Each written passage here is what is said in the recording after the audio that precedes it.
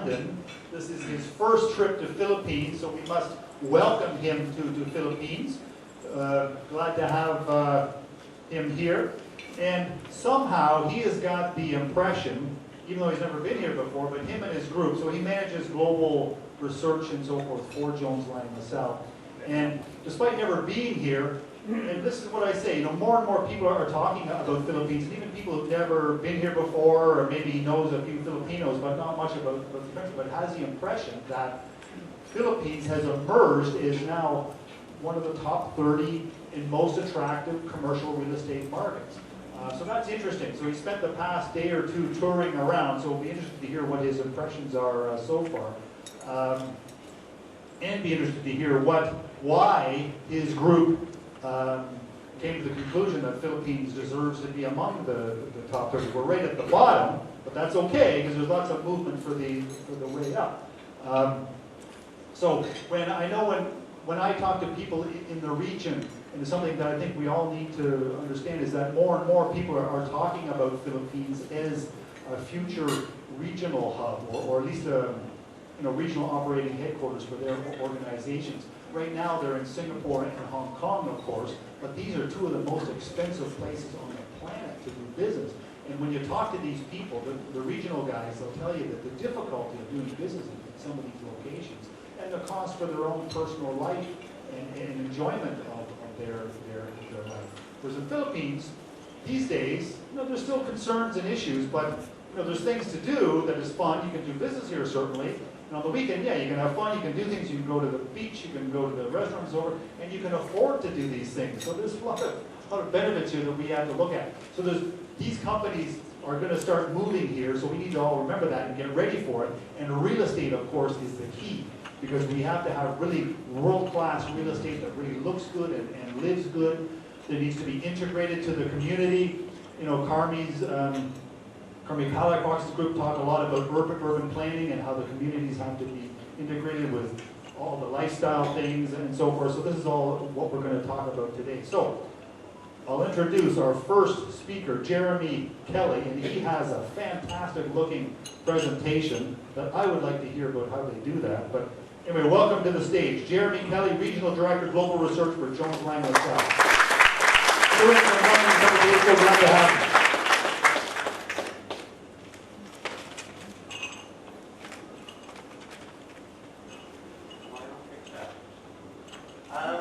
Well, thank you very much for the opportunity to speak to you today, and it's an absolute pleasure to be here in one of the world's rising urban stars. And the title of my presentation, Manila on the World Stage, is recognition of the city's ascendancy in this world of rapid change, where the combined forces of globalization, of urbanization, of technological advancement are completely turning the economic geography of commercial real estate on its head and providing huge opportunities for cities such as Manila. Because we are in the midst of an urban revolution, and all over the world we are seeing spectacular new skylines transformed by bold architecture, innovative design, and high ambition. We're seeing connectivity growing exponentially, both physically and virtually. And we're seeing that technology is infiltrating all parts of our lives and has the potential to make our cities smarter, greener, and safer. The journey to urbanization is unstoppable. We've got 1 million people a week moving to the cities somewhere in the world. And so there is a real imperative for cities to absorb this massive demographic change.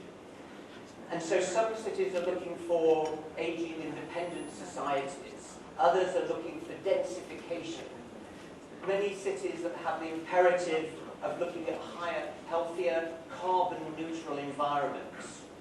Some cities are focusing on the power of globalization, while others are having to react urgently to climate change, preparing for it, ensuring against it, adapting to it.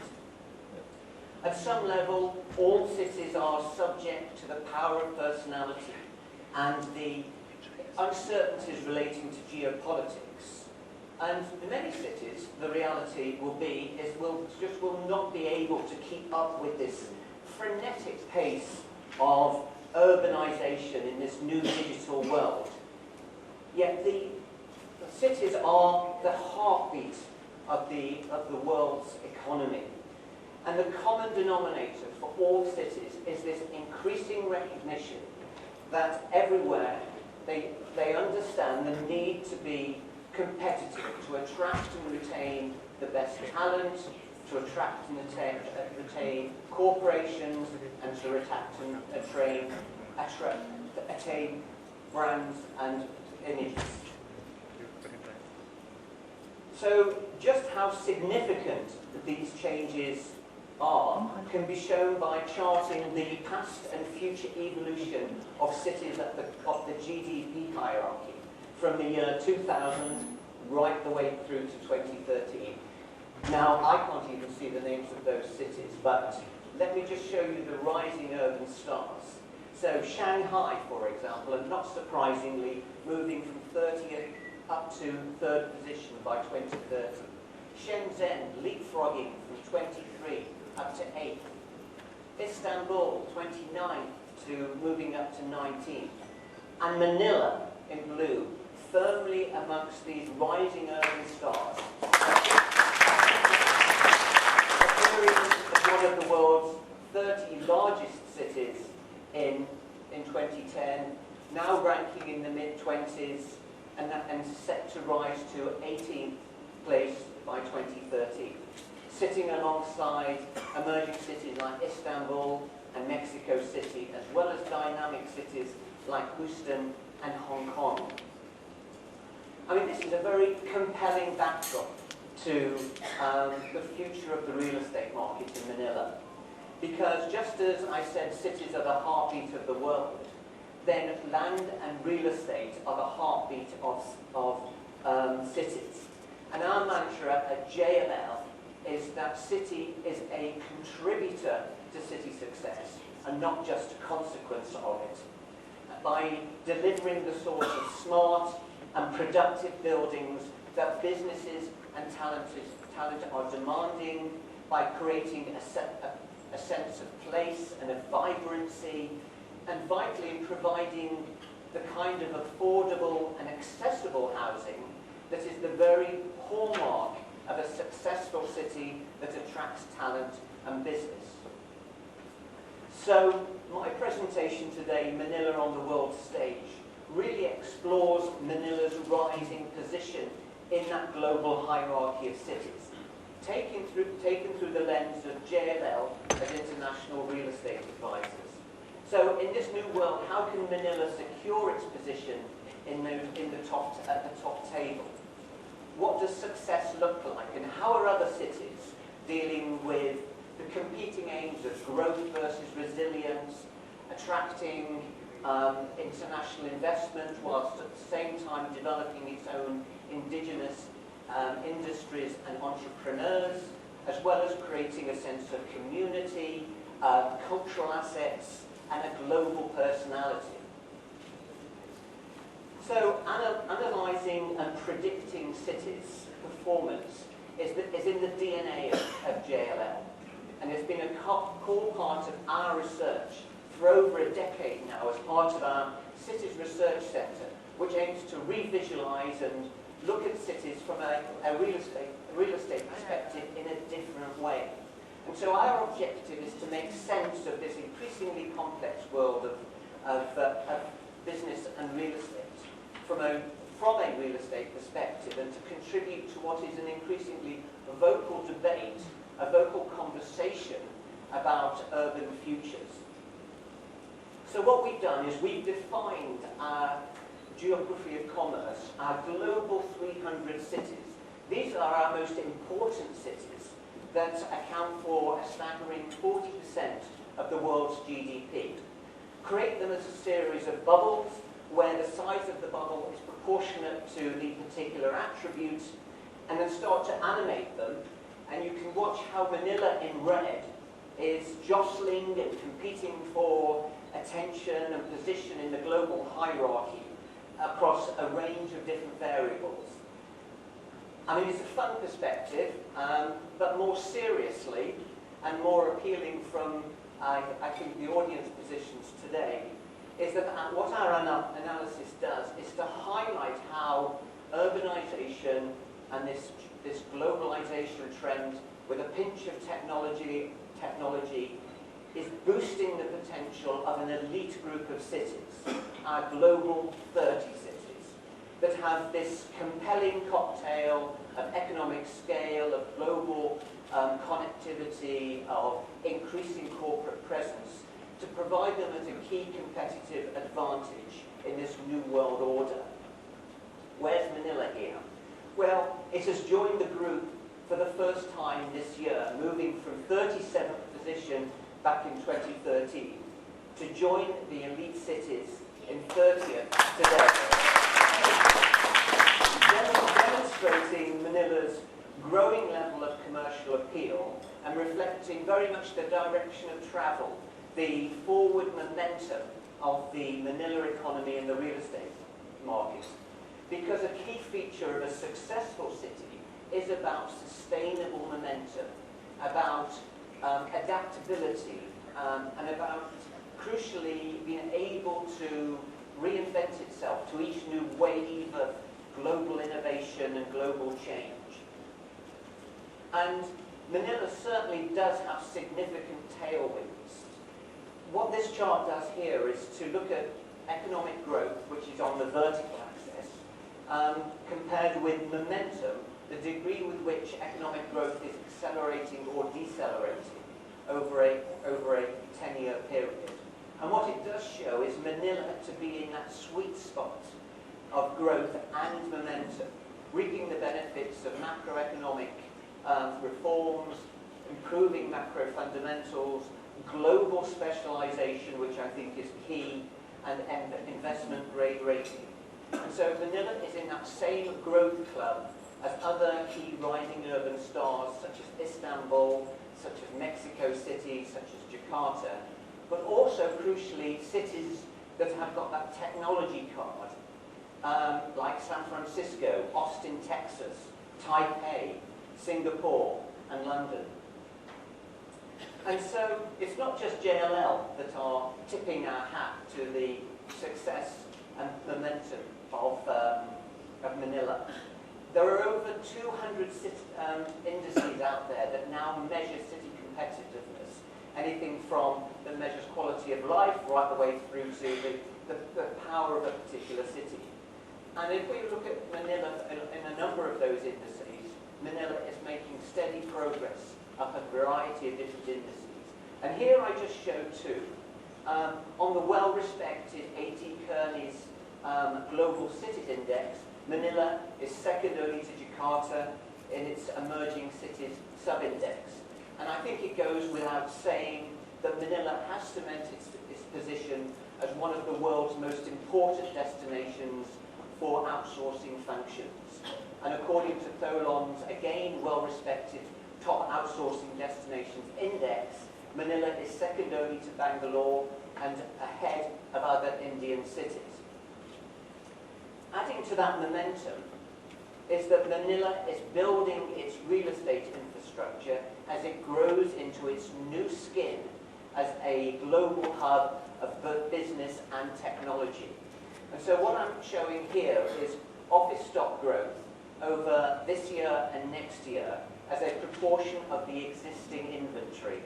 And Manila is second only to Shanghai, sitting alongside, again, the likes of Istanbul, Jakarta, Mexico City, and Bangalore. And while a large supply pipeline may feel inherently uncomfortable for many in the real estate industry, from a purely city competitive point of view, a generous supply of high-quality, affordable space provides a city with flexibility, it provides a city with the bandwidth to grow, and crucially a competitive advantage against its peer groups across the region. Our city competitive cobwebs provide yet another way that we at JLL are visualizing the strengths and opportunities against the other global 30 cities. And basically, the larger the red of the cobweb, the greater the robustness. And so we can see the likes of London, Los Angeles, Tokyo having quite high levels of robustness. And what Manila's cobweb shows us, and we've just selected a few indicators here, is that there is sheer scale of opportunity, and it shows Manila as a dynamic and evolving city. But it also points to vast untapped potential, because whilst Manila is one of the most important markets in terms of economic size, in terms of population, even interestingly in terms of today in foreign direct investment, in terms of corporate presence and real estate investment, it's still not matching that sheer economic scale. So huge potential still in this particular market. But the language of competitiveness is changing. It's more than just about economic scale. It's more than just about brute economic growth. And over the past 5 years, we've seen a change in the science of cities, and the language of city competitiveness is very much changing. And so urban futurists are no longer just looking at economic growth, but taking into account other factors that are critical in the success of a city. And so the language of a winning city is now revolves around an ever-growing set of attributes that now include transparency, it includes business friendliness, it includes the livability and sustainability of a particular economy, the city's depth of talent and its smartness, the effectiveness of its governance, and its innovation capability, but crucially, its brand, its spirit, and its confidence to be out there on the world stage. And for many, the importance of these factors means that it's leading them to create new models of city development. But even these are being overtaken by a new objective. A city needs to be what's called globally fluent. We're now talking about the 10 traits of a globally fluent city. And it's a city that has leadership networks that have a world view, a world perspective, that are globally engaged, and that have a compelling global identity. And added to this is the changing relationship between cities and the corporate world. And definitions of success for corporates are becoming more complex and reflecting the changing needs of business. And so they are now more explicitly considering measures of resilience and sustainability, quality of the infrastructure, connectivity, and crucially, the livability and the well-being of the workforce. And there are more and more examples of corporates that are making decisions based not only on affordability and growth potential, but on the livability and well-being of their workforce. So commerce can change cities, and big commerce can make big changes to cities. But all cities, all megacities, have a fantastic opportunity to benefit from globalization, and many of them are. But whether they are legacy cities such as London, or New York, or Paris, or whether they are transitional cities like Seoul or Hong Kong, or emerging cities like Manila, Jakarta, Mexico City, Istanbul, they all face a similar set of challenges. We're having the same discussions in London as you are having here about issues of relating to infrastructure, relating to livability, affordability. And it's often at a different order of magnitude, but they are often the same issues. Of fragmented administration, lack of continuity as we go through different administrations, and often stymied leadership at a local level. The elephant in the room is always the provision of hard and soft infrastructure, and how is that funded? Dealing with natural disasters has become an imperative from the likes of New York as a result of Superstorm Sandy, through to Bangkok, through to Manila. Risk mitigation strategies have become a key imperative. And all cities, all megacities, are facing this whole issue of inequality, of the rise of the super rich versus an emerging underclass. Whether that's London or Mumbai or Shanghai, all are facing these particular challenges. And openness, business friendliness. Cities need to be open. They need to be appealing to the international audience. They need to be open for business. And crucially, cities are having to look at that international reputation. And city branding has become key parts of the armory of urban strategies. And crucially, I think the spatial footprints of cities are evolving at absolute breakneck speed. And most megacities are now having to deal with multiple CBDs that are both complementing each other, but also healthily competing with each other. And that's happening not only here in Manila, but in Chinese cities, but also increasingly in mature markets like London and Paris. Multiple CBDs seem to be the way forward. So put simply, the key issue for these megacities is how they accommodate this growth. And Manila knows this only too well. And so we can see that how Manila has grown from a city of barely 5 million people back in 1975 to an agglomeration of, depending how you define it, of 22, 23, 24 million people today. And with population apparently growing by 1,500 people per day across the whole agglomeration, it's on track to be a truly supersized city of in excess of 30 million people by 2030. Also, as you are probably all familiar with, it is one of the world's densest cities, which will shape Manila's options and pathways for future development. And interestingly, many cities across the world are looking for densification as the answer to many of their challenges. The responses to Manila's opportunities and challenges are being formulated, and Manila's aspirational future is as a functioning, vibrant market. It's been articulated through the green print and the dream plan. And I wouldn't be so bold as to make observations on this, other than to say it is a noble and it's a bold ambition. But what are other cities doing to address similar sets of challenges, to create productive, resilient, livable cities that are successfully competing on the global arena? So my final few slides are really about what does success look like elsewhere.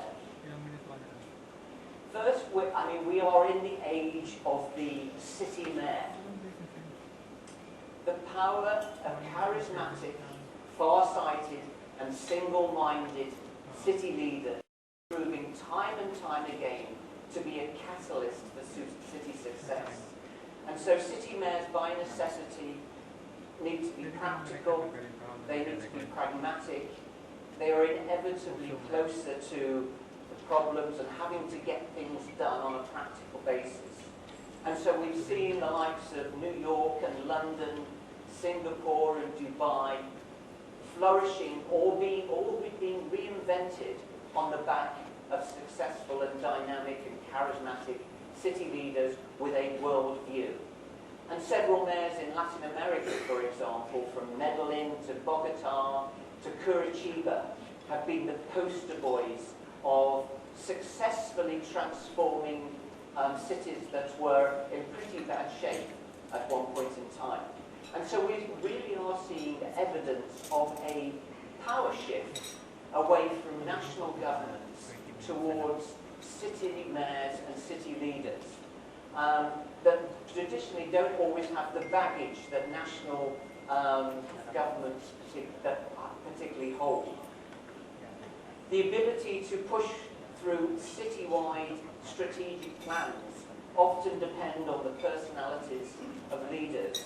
And there are many examples across the world of strong urban planning, and perhaps Singapore is the best example here in Asia. But in Europe, we're all looking to Paris, which is the French are the supremos in master planning and have developed their grand projet to reboost Paris's position on the global stage and to compete more effectively with the Londons and the New Yorks and the Tokyos.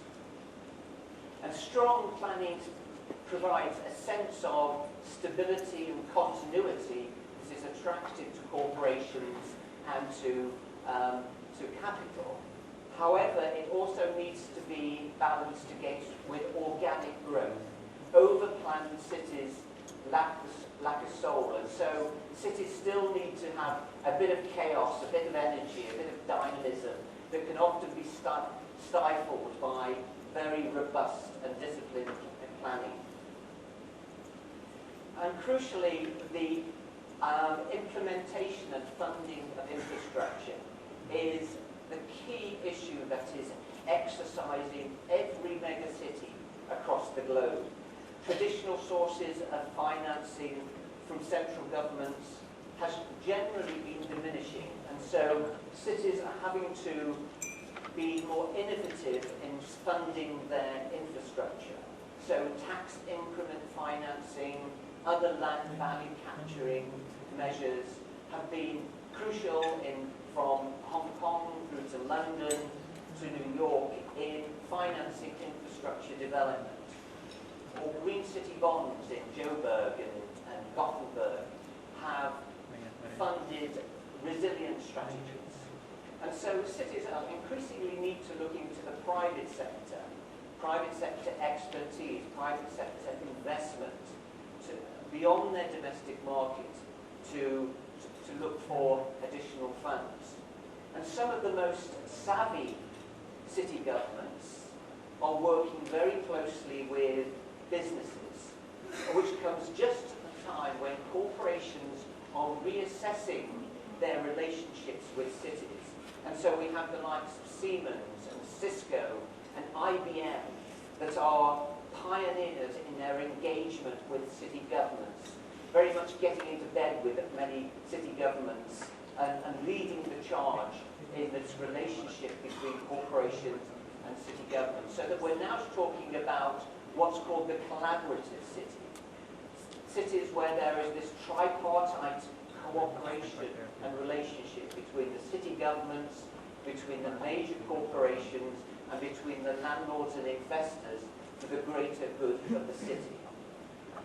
But for cities to attract investment in real estate, it's essential that they have transparent and even-handed systems that have proportionate regulation and planning to act as comfort for corporates and investors with regards to land use and intellectual rights. And so governments are increasingly recognizing that poor transparency not only hampers investment flows, but also affects corporate decision-making and the quality of life of its citizens. And so JLL, recognizing the importance of real estate transparency in city success, have produced our Global Real Estate Transparency Index, covering more than 100 cities worldwide. And the index assigns cities according to 5 transparency tiers. And so we have the highly transparent markets of the likes of London, of New York, of Sydney, right the way through to what we call the opaque markets of Lagos and Baghdad and Karachi. We can see that Manila, together with most other Southeast Asian cities, sits in that semi-transparency category, a group that has made steady progress over the past decade. I mean, Manila has moved into this category back in 2006 and has made strides in real estate taxation, land use planning, and enforceability of contracts. And interestingly, according to our survey, the transaction process is more transparent than either Bangkok, Seoul, or Jakarta. But we can see cities in the red that are leapfrogging the league table of transparency. Lima, for example, has increased the transparency of its governance structures precisely to attract investment in infrastructure. Rio de Janeiro has created a central operating centre to establish itself as a truly smart city. And good luck to that city, I think. And Helsinki has embraced the concept of open data. It is at the cutting edge of technological advancement. And technological richness, which comes to the concluding part of my presentation here, is a card that has been played by many cities. And Silicon Valley is the world's top city, top region, top metro region for technology. The only problem, the only challenge is that everyone wants their own Silicon Valley. So from Silicon Valley in Santiago through to Silicon Savannah, in Nairobi, Silicon Plateau, in Bangalore to Silicon Gulf in Davao, they all are spreading around the world. But to be successful, these technology hubs need substance and teeth. And so cities need to combine good access to talent. And some of the most entrepreneurial universities, like MIT, like Cornell, like Imperial in London, have been able to create this strong interaction between education and the professors through to the industry and back to education, the positive benefits of the city. Now, I'm not saying that Manila could necessarily immediately be in this league table, but it offers important lessons to how cities have engaged with their universities to create a sense of entrepreneurship and startup culture. The rise of the tech city, proof of that is shown really by recent growth in rents for prime office assets. And so many of the top technology-rich cities are amongst the top performers currently. And these are bastions of millennial talent and skills, and epitomized by San Francisco, Seattle, Boston, but even cities that are not traditionally associated with technology, but which are fundamentally being driven by technology, such as London or Sydney. Dynamic, edgy, ambitious cities. And Manila, I believe, sits comfortably amongst those technology cities. Its economy is far more geared to IT than most of its regional peers, and the opportunity from technology is potentially huge for Manila. It's already in that space.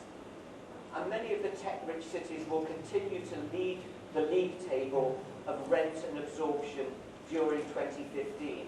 And Manila is amongst that top table.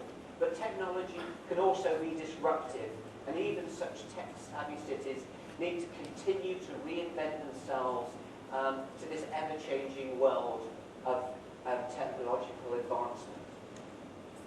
So in conclusion, Manila is absolutely on the rise, and its map of its future is full of optimism, but also, we have to say, some anxiety.